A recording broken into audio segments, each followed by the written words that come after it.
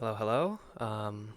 Hope mic is good today. Volume is good today. Welcome to 3D Crafting Thursday number 5, my LST slash 72 or 27 guide. It's this is kind of last week's video was a little rushed, a little scuffed in my opinion, but hopefully it's all worth it.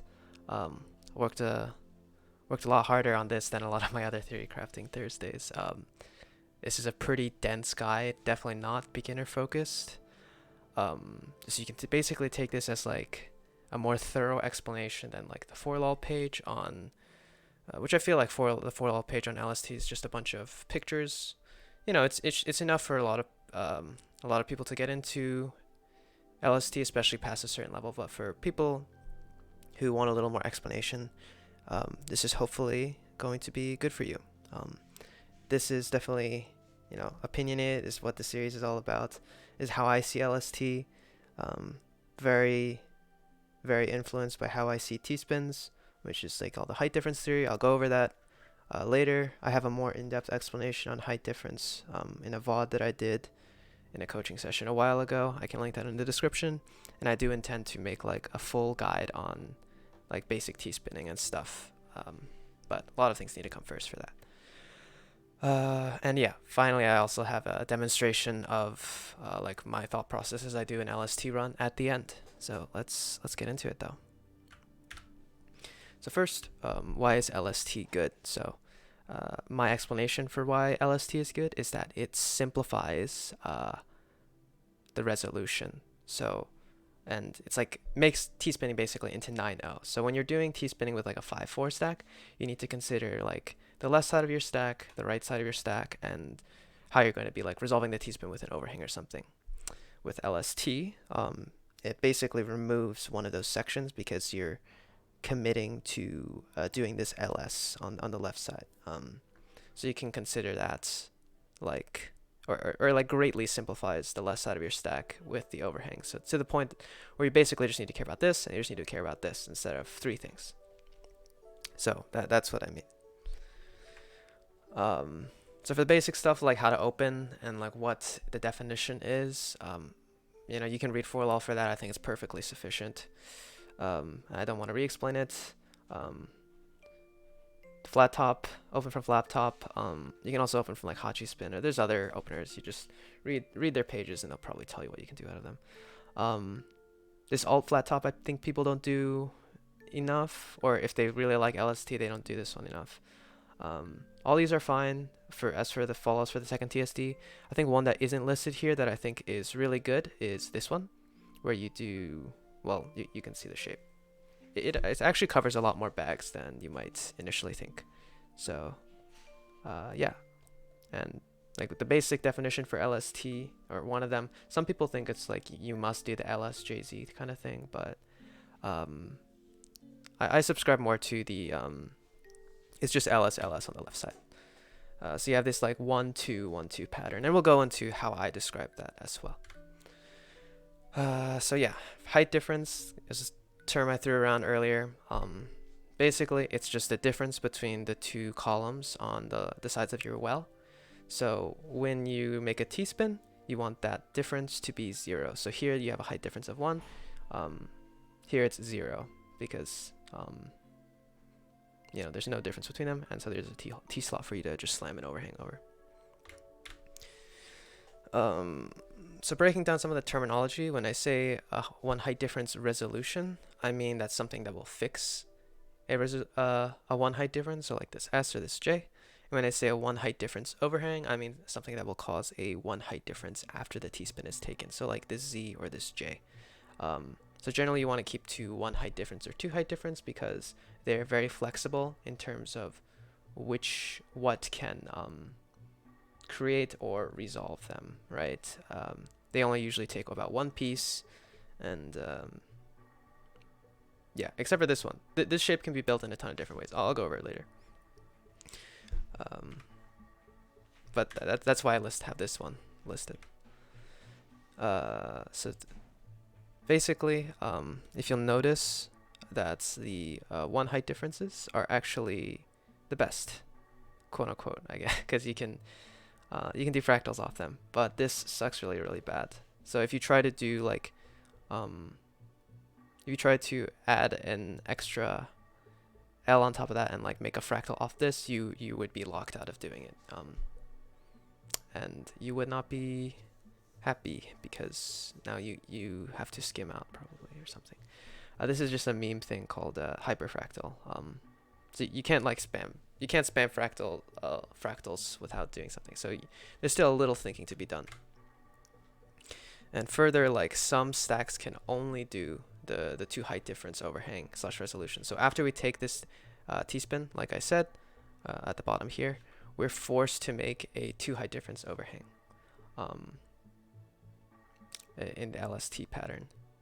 There's other places like this stack you can't, there's no like one dot. So if this was a 1 height difference, you wouldn't be able to resolve it. This side, you can't do anything but create a 2 height difference overhang. I mean, you could technically put an I here, but I'll go over it later. I have this written down. It's very difficult to kind of pull apart all these different concepts, but I'm doing my best here. So yeah, some stacks can only support a 2 height difference overhang. Technically, you can do this T overhang for here to create another 1 height difference, but wasting a T to make a T-spin is usually not a good idea. So yeah, finally we've come to LST. So it's good because it aligns when you force the next one to be 2 height difference on both sides. So just keeps things very symmetrical, keeps them very easy, and it like uses a lot of pieces in the bag. So you have the L, S, J, Z, and then you just kind of throw your I, your O, and your T wherever, and like you're happy. But you know, you're not always going to be able to do that. So we're just going to go over some traditional LST alt forms. Generally, these are all going to be on your 7 side. Again, the definition of LST is going to be the spamming the LS all the time. So I've done my best to categorize them. There's way too many. This is definitely not exhaustive, but some general things here are you can straight up like substitute the J shape. So these are J substitute. LZ is a good one. Just kind of keeping things flat, and then just plopping the O down. When you flatten out the 7 side, I'm going to be just calling that flat 7. I don't know. I'm just making up terms at this point, but I think that term is self-explanatory enough. So when you do this J overhang, or when you just kind of throw an I over like that, note that you don't use an OPC, and I'll go over that after this. And to resolve flat 7, remember at this point that means we're going to have the at this point, if we have a flat 7 with an L piece, like God, I'm mixing up these terms. But if we have the L piece on the left, or like the thing that's going to force the 2 height difference on the left, we're going to resolve flat 7 with like a 2 height difference overhang, like this ZJ, or this this shape, or you know, there's lots of different ways to do this. I think generally the main alt form you're going to use is this, or you're going to just make it into a J, and then, you know, go back to regular LSJZ. If you have like the S piece, or just a 1 height difference, the 1 height difference forcer, then you can just kind of flatten out the right side of the stack so that you can put J afterwards, or you can make this another J substitute, which should be over here, but that's okay. It's hard to to maneuver these around. Up next is a little bit of an aside. This STMB can be pretty good. You just need to know how to return it back. So after you do this STMB with the L, you just kind of plop the Z down to solve the 2 height difference, or you could do another L, and then like it creates flat 7, or you do these shapes. You know, just trying to categorize things. This is probably no better than 4lol. I'm getting into like kind of the meat of things. This STMB is bad because it's going to cause a 3 height difference, which is a little more inflexible. It's kind of hard to do this without wasting T, if you can see. So there's this 3 height difference that you need to fill. The most natural thing to do is put a T there, but you don't want to do that. But yeah, so when you try to do something like this, so like if you're trying to resolve flat 7, you accidentally use one of these patterns instead, when it's not the correct thing, like you've done this. You've done this 2 overhang when you were on a board that could have supported a 1 overhang. You've now done what I'm going to be calling misalignment. So before we get to misalignments, we're going to go over the other few stable 2-7 patterns, 7-2 patterns. And this is why I call this 7-2 instead of LST. Just purely LST guide.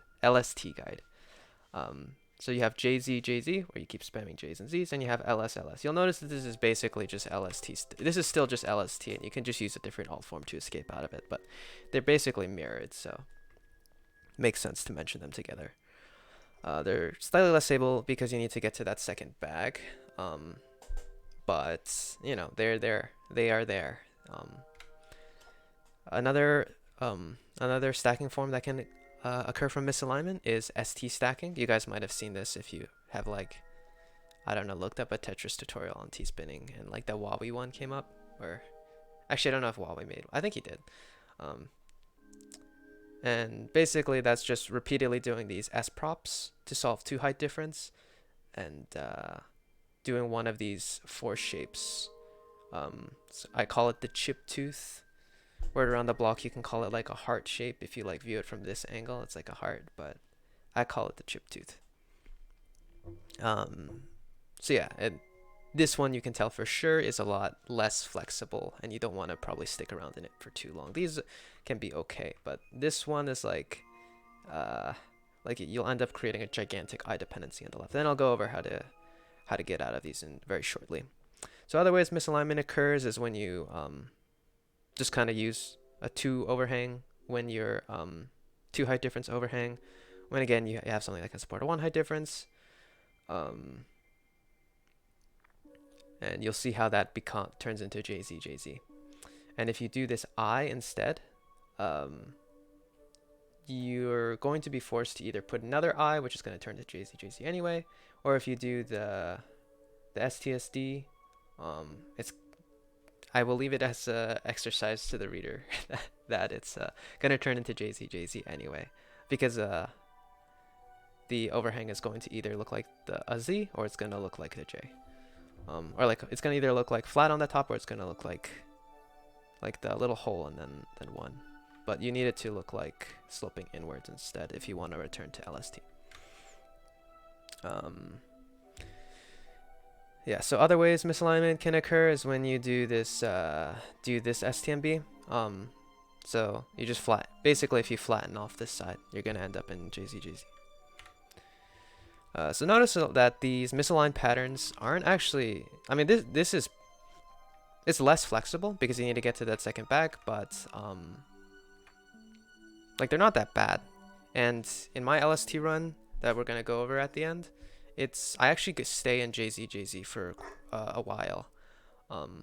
But I'll just say that LSJZ is a lot easier to do, you know, because it distributes across the bag evenly, and it lets you kind of compartmentalize like the entire right side of your stack. So like, oops, I'm sorry. Like, this entire 5 side of your stack is just, this is LSJZ zone, and this is stack zone, versus needing to stack the whole 7 side.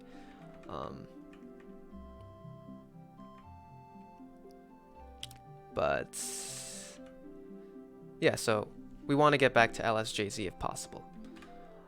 So realignment for JZ, again, LS is just, it's just basically an alt form for LST. But the easiest way to escape is to just plop L on top of J, and then there's a few different ways to resolve it, because it'll create a 2 height difference after a 2 height difference. They can do the Z prop if this O doesn't immediately present itself, and then there's various ways to resolve, but yeah, it kind of just prolongs you getting back. You could also keep doing z props, and then there's more different ways to resolve it. But I don't know, like you basically do the reverse of this one. So if you escape after escaping ST stacking, you generally want to escape after 2, because you can do just this J and L, and you're immediately back to LST with like a flat 7 kind of thing. You can escape after 3, and then it's kind of same thing. Generally, it's probably better to escape after 2 because you don't need to waste an eyepiece. You can escape after 4. I'm not gonna draw four of these because it would probably take up too much space on the slide. But yeah, it just goes into JZ stacking because you need to do this J. One thing I didn't write down because it didn't really have enough space is escaping after 1 is also just gonna go into JZ. But it's I mean, it can be okay, but generally I think escaping after 2 is the most natural thing to do. Next, just some kind of miscellaneous stuff that I couldn't really categorize anywhere in like this misalignment realignment is doubling up. So if you have extra S and Z pieces, you can place them on top to just kind of extend it and make it into a 4 height difference. You can also double up with 2 eyepieces. So dealing with 3 height difference, it's gonna be a thing that you will eventually have to do. Generally, this means you messed up because 3 height difference is much less flexible. It usually requires you to waste a T piece, or so like here, it's probably most natural to waste a T piece and go into JZ, or you're gonna need 2 pieces to get out of it.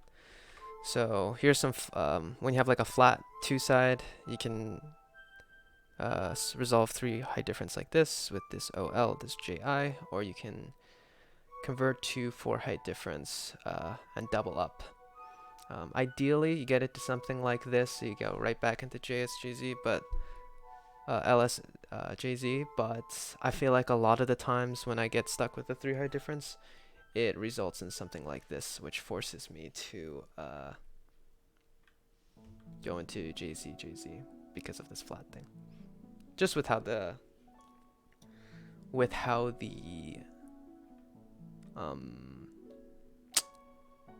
bag usually tends to work out, because you need to basically like flatten this out twice. I mean, if you can get a Z here, that would be optimal, I guess, but yeah, a lot of things depend. I don't know, this is just super vague. There's no way I can make this side exhaustive, but these are the 2, pretty much all you're gonna need to resolve 3 height difference if your 2 side is flat.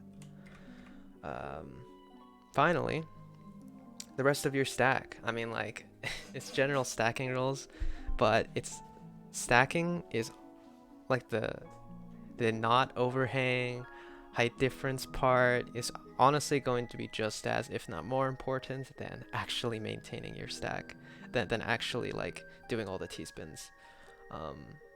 General stacking rules apply, but one thing that one bit of advice I've heard that's been kind of useful to me is that you want to particularly focus on the O piece, which is something that Garrocan_ said. So I guess one of the more actionable ways to think about that is that for a pattern like this, the O piece is kind of awkward to put. O piece is kind of awkward to put on 5 side because of like, if it's completely flat, it'll create just kind of by its nature, it's going to create like a cliff. You can't really have a nice sloping form with the O piece on its own. And it doesn't really like resolve any sloping forms on its own either. So you just kind of need to be careful with how you use it. So one thing that I think comes up pretty often, or I feel like comes up pretty often, is like when I have like this kind of dipped stack, one thing that's good to do is to put the O down first and then do a little S-spin in so that the stack stays cleaner. We much prefer the one on the right to the left for, again, exercise to the reader why we do that. This one is actually in my stacking guide, so I don't know. I don't want to re-explain that. So yeah, common mistakes. One thing that I feel like has been noted is that it's pretty easy to like memorize the first 3 to 4 bags of LST and basically do it as an opener. And while this is all well and good in verses, because you know, doing the opener fast and you'd never really want to stay in LST too long, but in terms of actually practicing, and like once you get into LST in mid game, or you're just trying to practice your back-to-backing, pretty bad. Because when you practice, you're going to be doing those 3 to 4 opening bags, mess up, and restart. And then if you just keep doing that over and over again, you're not actually practicing LST, you're just practicing an opener, basically. Even if it feels like you're doing like 3 to 4 teaspoons, so like, oh yeah, I'm getting some practice, and you're not. You gotta make sure to stick with the stack, you know? It's all, LST is a stacking exercise. It's a simplified stacking exercise that I think does a really good job of like distilling down T-spinning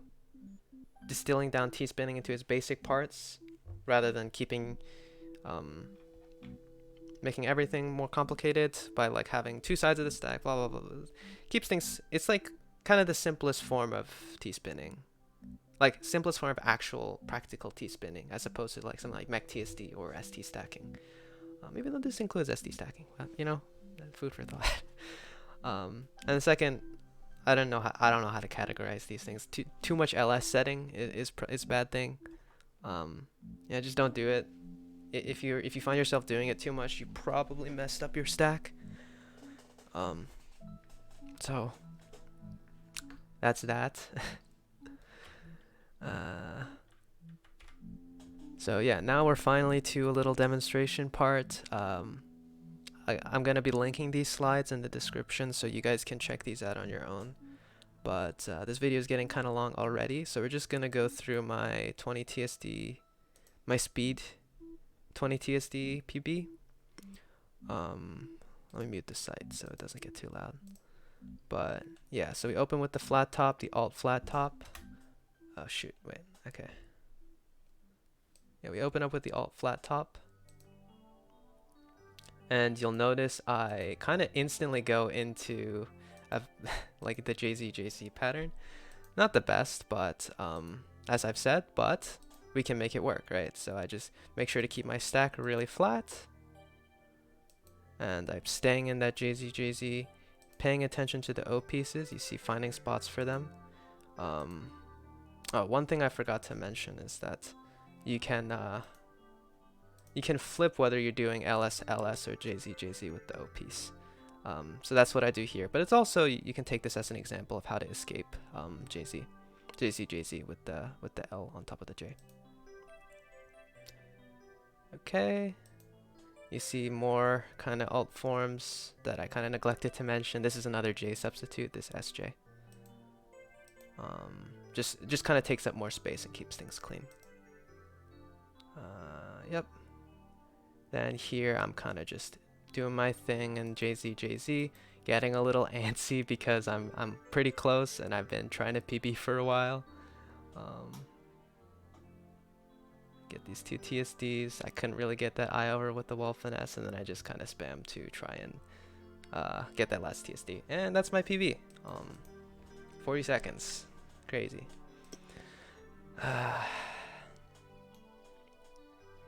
So yeah, I do really recommend watching these other LSTs. They're definitely going to be way better than mine, especially Kazu and Freya. No shade to Ben, but like Freya and Kazu are kind of like the gods of like back-to-back stacking as like PPT pros. So I recommend just kind of watching through their gameplay, just kind of pretending that you're playing along. If they make a decision that you don't really necessarily agree with, or like you're kind of confused on why they did it, try and compare it to what you would have done in that situation, and just kind of absorb the patterns, especially on the stacking on the right side. Very, very important there. Like they stick to LSJZ basically the entire time, but they are like, their stacking is pristine basically. So just make sure that your decisions are lining up with theirs. I'll say that some of them are weird, can be explained by their like PPT habits, and there are certain placements that are just faster to do on PPT. So if something is weird and like you can't really figure out a reason why, that could be it. So yeah. Last bit of discussion, kind of on a meta level, on practicing LST. Practicing LST is very useful, and I will continue to advocate for it to be practiced, but I think I've kind of backed up my stance a little bit. It's definitely not exhaustive of back-to-back patterns or how to back-to-back stack in general, because it does simplify T-spinning in that way. I still think it's very, very useful to get used to the basic the process of getting into T-spinning, where you like kind of figure out the overhang and stuff, and then you figure out the stack, and you need to merge those pieces together. But in a freestyle stack, there's going to be just a lot more moving parts and stuff, right? It's pretty easy to stay in LST, but it's, oh, well, I'm kind of skipping ahead. The main thing with 7.2 and LST is that they're very restricted forms, so that makes it easy to make decisions within them, because you don't have a lot of things to consider. In freestyle, or like more open kinds of stacking patterns like 5-4, you're gonna have a lot more options, so it's gonna be a lot harder to consistently pick the clean ones. But this doesn't necessarily mean that 7.2 is easy in that way. It's kind of easy to like stay clean and stay within those restricted patterns, but but because they're so restricted, it's like as soon as you like go too far away from them, it basically becomes like impossible to, or not impossible, it becomes a lot harder to resolve than like a more open stack. So like in a trying to fix the height difference here versus here is like way more of a task in the 7.2, in my opinion, right? You need the 2 OPs, you need 2 I pieces. Like that's not something that you can reliably count on, versus like any one of the 4x3 boxes here will immediately fix this. But yeah, so I think like practicing only LST isn't the best move. It also, because like it's so hard to like get out of a restricted situation, or get out of like a bad situation in LST. It encourages more restart spam. I know that's how I used to practice a ton of LST, and that's what I found myself doing. And also, you shouldn't really LST that much in versus, which I also still continue to do. You shouldn't really stick in it that long, in my opinion. Or well, for most, like, well, if you trust, I can't say that as a blanket statement. For like probably the more target audience of this video, like the general player base, it's probably not the best thing to do. But yeah, I think this video's gone on long enough. I'm sure it's been very dense. It's still nowhere near exhaustive. I missed a lot of stuff, but I hope that was a lot more in depth than the Fortress guide, or any other guide on LST for that matter. So hopefully that was useful. Leave any questions in the comments. Or like just ping me on Discord or something. And I got community posts finally. You guys voted on like a breakdown, or like a theoretical breakdown of speed. So I'll try and get that to you guys next week. So thank you. See you.